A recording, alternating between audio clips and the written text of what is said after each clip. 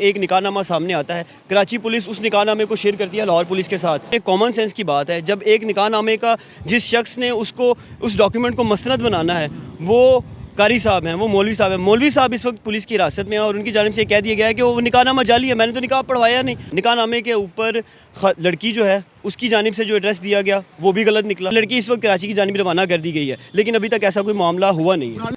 अस्सलाम वालेकुम, आप देख रहे हैं पाकिस्तान टुडे और मैं हूं आपका मेज़बान अनीब ज़हीर। नाज़रीन, दुआ ज़ाहिरा कराची से गायब होती है, जिसके बाद सोशल मीडिया पे ये खबर आग की तरह फैलती है और लोग परेशान हैं कि किस तरह हमारे मुल्क के अंदर लड़कियां गायब हो रही हैं। और पता ये चलता है, आज सुबह से खबरों में ये है कि एक निकाहनामा सामने आता है जिसके अंदर पता चलता है कि दुआ ज़ाहिरा ने लाहौर के एक लड़के से निकाह कर लिया है। और जो निकाह के नामे के ऊपर जो मस्जिद बताई गई है वो मस्जिद मेरे बैक पर देख सकते हैं, मजाक में वो मस्जिद मौजूद है।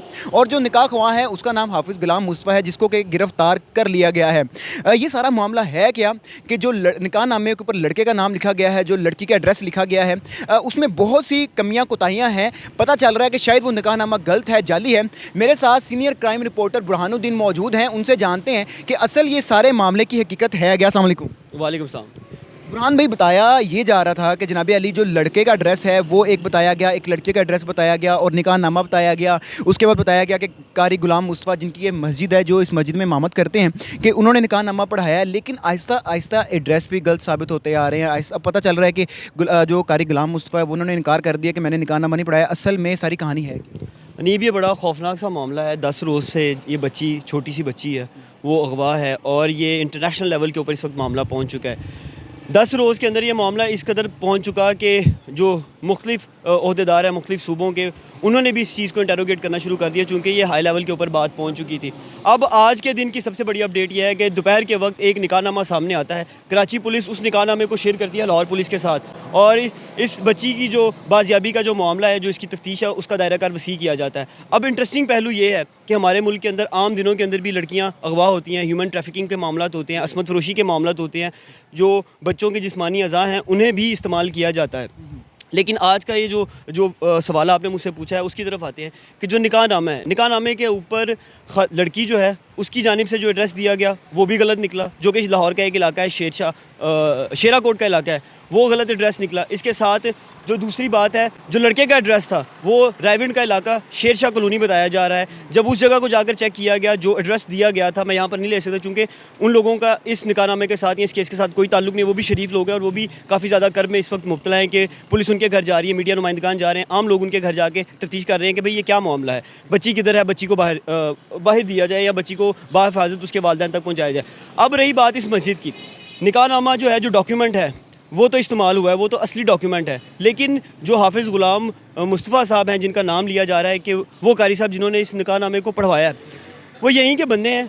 अब मज़ंग की पुलिस ने उन्हें शामिल तफ्तीश किया है और उनकी जानिब से इस बात का मतलब कन्फर्मेशन दी गई है कि ये निकाहनामा जाली है। ये निकाहनामा जाली कैसे है कि उसके ऊपर स्टाम्प्स नहीं हैं, जो दस्तखत हैं वो जाली हैं, उसके बाद जो दोनों एड्रेसेस दिए गए हैं वो भी जाली हैं। अब सूरत हाल बिल्कुल ही मुख्तलिफ हो गई है। अभी तक तो लाहौर पुलिस की जानिब से बिल्कुल इस चीज़ को ऑन नहीं किया गया कि वो बच्ची मिली है या नहीं। CCPO लाहौर जो है, जो कि कायम मुकाम CCPO हैं, इन्वेस्टिगेशन लाहौर के इंचार्ज हैं शहजाद सुल्तान साहब, उनकी जानिब से इस बात को कंफर्म किया गया है कि अभी तक लड़की उन्हें नहीं मिली। ठीक है, और ये बड़ी एक खौफनाक बात है।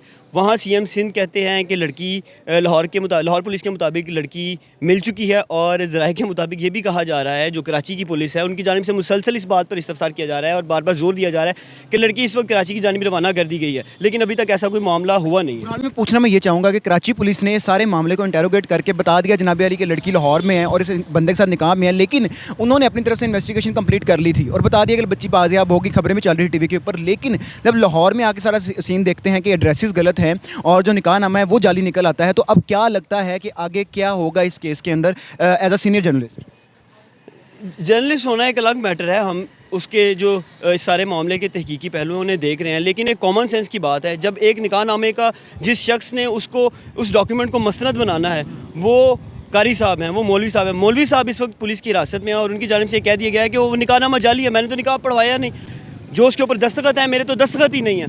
अब लाहौर पुलिस जो है वो इस चक्कर में फंस गई है कि CM सिंध की जानिब से ये कह दिया गया है कि जनाब लड़की लाहौर पुलिस के तहवील में है और थोड़ी देर बाद वो लड़की कराची पहुंचा दी जाएगी। 12 घंटे गुजर चुके हैं, अभी तक लड़की कराची नहीं पहुंची। बाय एयर भी जाएँ तो 2 घंटे लग सकते हैं, कितना को टाइम लग सकता है। लेकिन लाहौर में पंजाब की जानिब से, किसी भी आला अहदेदार की जानिब से, किसी सियासी शख्सियत की जानिब से, हुकूमती नुमाइंदगी की जानिब से, लाहौर पुलिस की जानिब से इस बात को कन्फर्म ही नहीं किया गया। अगर अब बात करते हैं सहाफ़ती पहलू की, जैसे कि मैंने स्टार्ट में ही आपको ये बताया है कि जब ऐसे मामला होते हैं तो ज़्यादातर यही देखा गया है मेरे जर्नलिस्टिक कैरियर के अंदर कि ख़वातीन लड़कियां अपनी मर्ज़ी के साथ जाती हैं, उसके बाद निकाह करती हैं, उसके बाद बयान दिया जाता है कि हमारी जान को ख़तरा है या इस तरह के मामला है, हम अपनी मर्ज़ी के साथ जो है शादी करने के लिए आई हैं। लेकिन इन चीज़ों के भी बड़े खौफनाक पहलू हैं। अगर 100 केसेस ऐसे होते हैं तो यकीन जानिए, बड़े अफसोस के साथ ये कहना पड़ा कि 99 केसेस ऐसे होते हैं जिसके अंदर बाद में ख़वातीन को असमत फरोशी के लिए इस्तेमाल किया जाता है, उनसे मजदूरियाँ कराई जाती हैं, उनसे ऐसे काम करवाए जाते हैं जो कि ना हमारा मुआशरा इजाज़त देता है और ना ही हमारा दीन इजाज़त देता है। बच्ची की उम्र बहुत ज़्यादा छोटी है। इस सारे मामले के अंदर खौफनाक बात ये थी कि वो एक वीडियो जब कराची से निकलती है कि यही बच्ची जब अपने घर से निकलती है तो स्टार्ट में ये FIR करवाई जाती है कि शायद इसका अगवा हुआ है। तमाम ऐसे केसेस के अंदर यही कहा जाता है कि शायद अगवा हुआ है, लेकिन ज़्यादातर केसेस में बच्चियाँ ख़वातीन अपनी मर्ज़ी के साथ जाती हैं।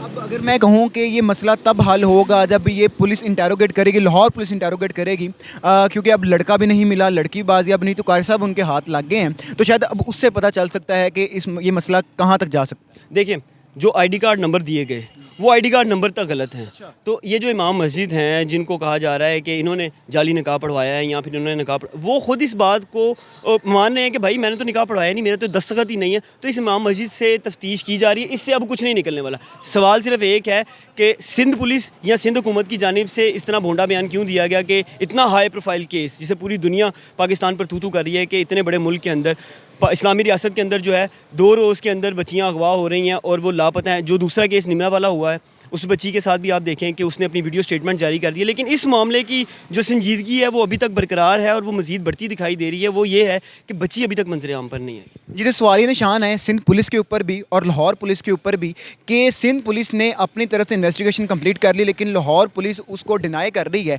अब देखना ये है कि हमारे अदारे किस तरह से इसको इंटेरोगेट करते हैं और जो हमारी बच्चियाँ हैं, हमारी बहनें हैं, उनकी इज़्ज़तों को और जो अगवा के मामला हैं इनको किस तरह से कंट्रोल किया जा सकता है। इसी के साथ मुझे दीजिए इजाज़त। अल्लाह हाफ़िज़।